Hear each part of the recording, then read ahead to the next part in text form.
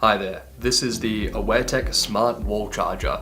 Today we'll be going over an unboxing, product overview, and a basic setup to get you started. So let's start with the unboxing. Opening it up, first thing you'll see is the product itself. Have a look at that. Put that aside. Then have a bit of a plastic buffer. Inside you'll also find a cleaning cloth, the QR code, as well as the suction cup to access the device. And then you've also got a product instruction manual and then a user guide with all of the details on how you get started and how to use it.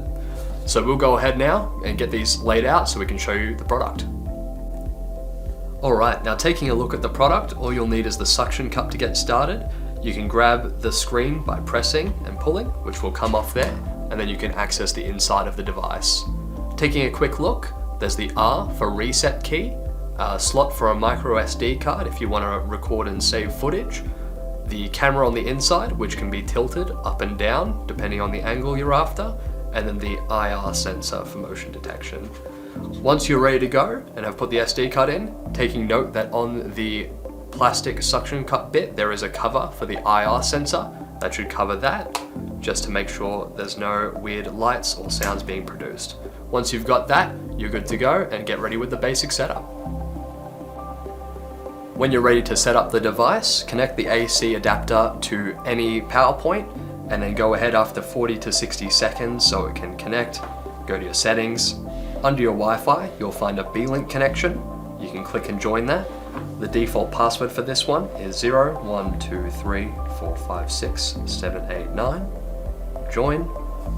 It can take up to a minute to connect the first time, but once it does, it'll give you a tick. You can then go ahead and launch the IoT Living app that you've downloaded for Apple or Android. In the top right corner, press the plus button, followed by the manual add button, search camera from LAN, and there it is right there. We're going to call this one test for this video and save it. And if you go in and press the play button, we won't set a default password this time.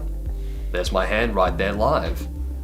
Other things for basic setup, you want to go to the setting button here, set up your remote viewing by going into the network information section and connecting to a Wi-Fi connection, then you can view from anywhere, or under the parameter settings, access record and motion detection to enable recording to SD card and motion detection alerts and recording. If you have any questions, just let us know.